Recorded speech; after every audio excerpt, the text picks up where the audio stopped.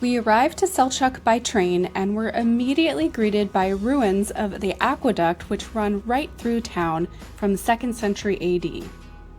We took a short walk through this picturesque little town to reach our hotel, the St. John's Hill Boutique, Ephesus. This is by far one of our favorite places that we've stayed on our entire journey. Everything was super well appointed with everything you could need, but also the decoration was just so well done and so appropriate to the area. We loved the charming wood-carved panels, the comfortable living room with the beams in the ceiling. The kitchen was super cute and very practical. The living room was comfortable with a nice sized couch. And once again, the highlight was this beautiful view of the aqueduct ruins and the castle in the distance that we enjoyed from the patio.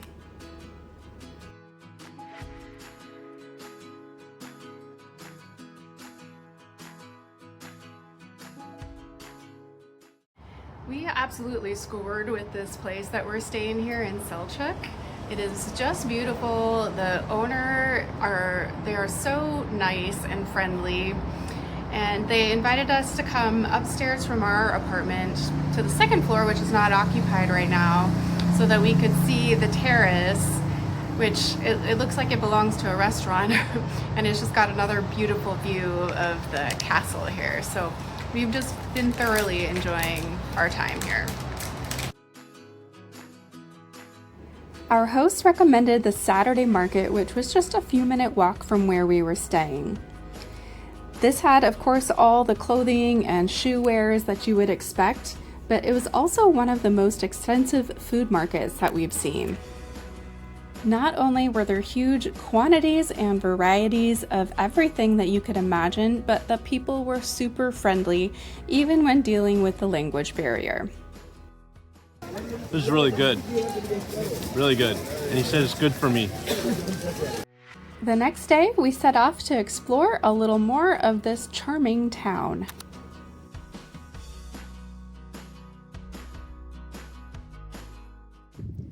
It's been a little bit rainy the first couple days that we've been here, so we've been just taking some downtime, enjoying some quiet time inside.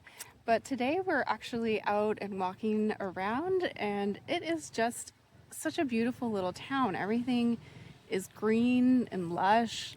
There's olive trees and citrus trees everywhere you look. It's just really beautiful. Yeah, we're walking this roadway we found that goes all around the base of the big large castle that you can see right up there in the background.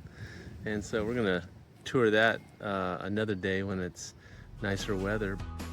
The entrance fees for the House of the Virgin Mary and Ephesus add up to over $65 per person.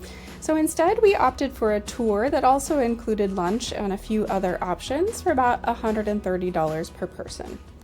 We are at the House of the Virgin Mary, and this is near Selcuk where we're staying. It's believed to be the last place that Mary, the mother of Jesus, lived before her death. You first encounter a cistern on the way to the house. The house is really quite small but lovely. No videos or photo are allowed inside the house, but this is an exact replica of the statue that was found within the house. Just below the house are the sacred fountains, which are thought to have healing powers if you drink the water.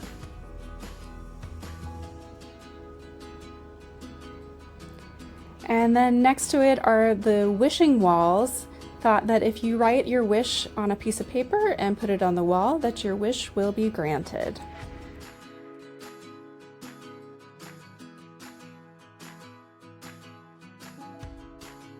Ephesus is an ancient Greek city founded around 10,000 BC on the Aegean Sea.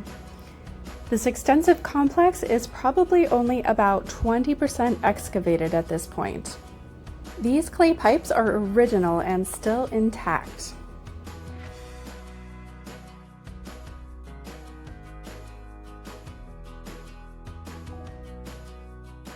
We learned this small theater was likely covered because the water is still standing and had no drain holes in the floor.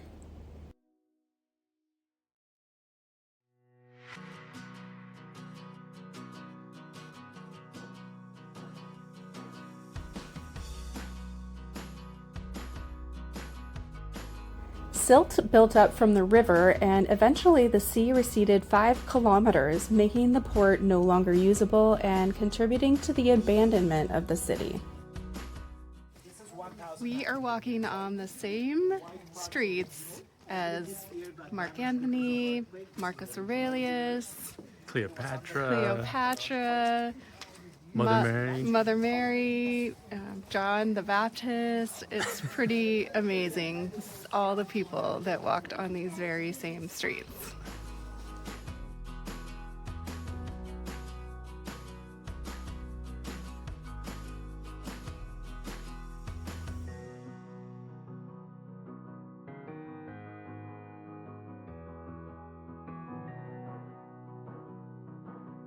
It was pretty incredible to see some of these beautiful mosaics still intact and so brightly colored. We walked past Hadrian's Gate and saw the relief of Medusa overhead before coming to the public bathrooms. In addition to being functional, it was also a gathering place where the term "doing your business" literally came from. The Library of Celsus is arguably the crown jewel of Ephesus. It is the third largest library in the Greco-Roman Empire and was thought to hold about 12,000 scrolls.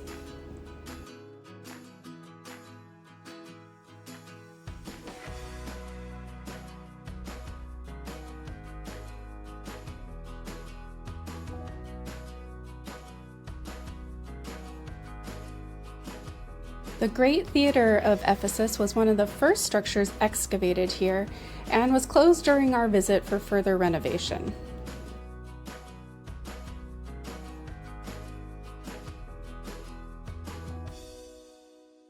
The Experience Museum is a new addition to Ephesus and is an audio-visual immersive experience that tells the origins of Artemis and Ephesus.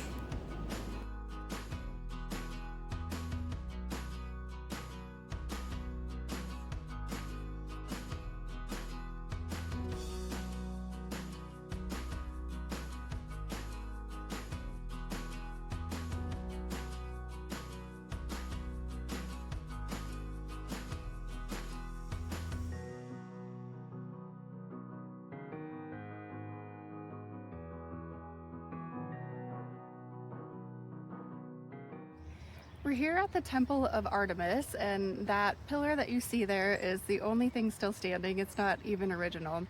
But this was a temple sort of similar to the Parthenon, but twice as big, and it's one of the 7 ancient wonders of the world. Yeah. And what's really interesting about it is that in the background, we can see 3 other major structures. Hopefully we can see them all from here. But they took building materials from this site to build the other things that we're going to look at. And the oldest one after this temple is a Christian one that's up on the hill right over there. That was a Christian temple about 1,000 years ago. And then over here to the left is a mosque right behind Margo's head. You can barely see the top of the mosque, which is right below the castle. The mosque is about 600 years old. And then above the mosque is the castle that we're gonna tour later. That's from the Ottoman Empire, which is more like 300 years ago. So they used building materials from here for all of those structures. Pretty fascinating. We stopped at a weaving center to learn how the beautiful rugs common in Turkey are made. The hand weaving is quite an extensive process, with some of the more intricate rugs taking months or even years to complete. Some of the rugs are made from silk, which is harvested from the cocoons of the larva of the mulberry silkworm.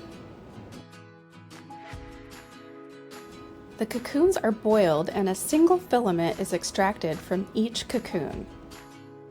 This special brush is used to gather multiple filaments together. They're twisted and then fed onto a spinning reel to form a single silk thread.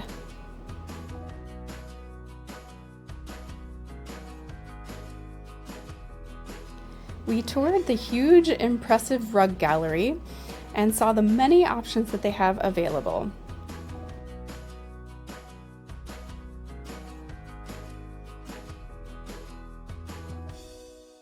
There were purchasing opportunities which unfortunately we could not take advantage of. And of course, there was tea. Shorinje is a picturesque Greek town nearby, known for artisanal goods, olive oil, and fruit wines, not to mention these gorgeous panoramic views.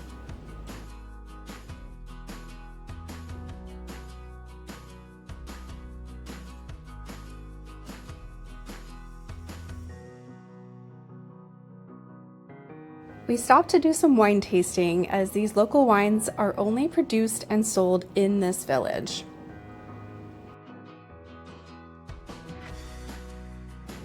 After wine tasting, we wandered the quaint streets and Troy got some Turkish coffee brewed the traditional way in heated sand.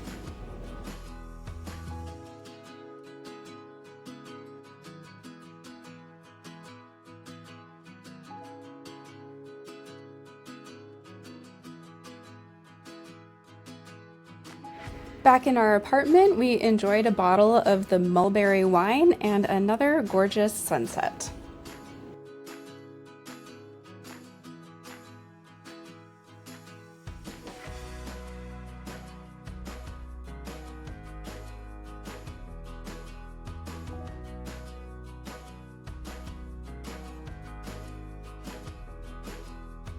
Good morning. We're going out on this really beautiful day to check out the Selcuk citadel.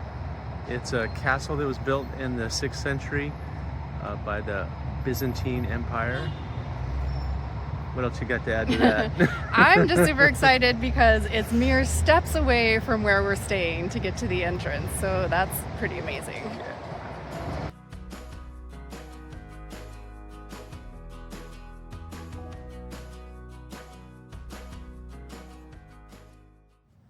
Okay, so you see all these columns all spread out right here. We've been seeing this a lot through all these archaeological sites.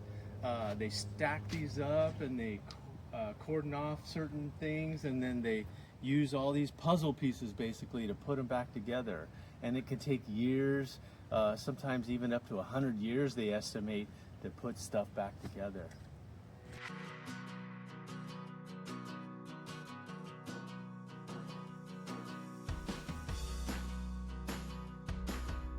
These are the ruins of the Basilica of St. John, which was quite a large church that was formed in the shape of a cross. The basilica and the castle that we see later are two of the structures that were built, at least in part, from some of the ruins of the Temple of Artemis that we saw earlier.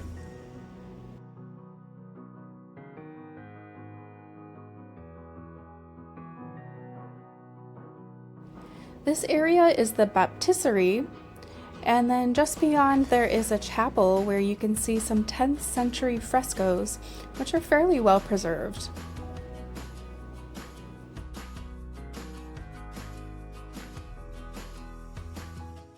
It's pretty amazing that once again we pretty much have this whole place to ourselves, except for a couple of dogs that have been trailing us around.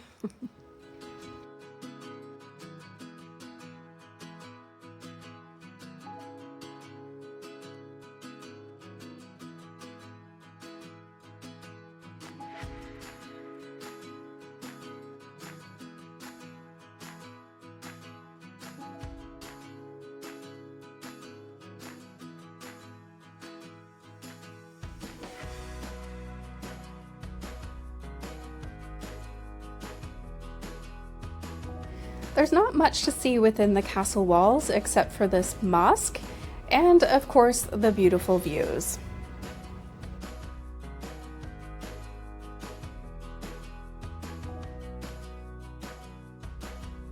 After enjoying some tea with another great view, we checked out this monument which depicts Turkey and its struggle on the road to independence.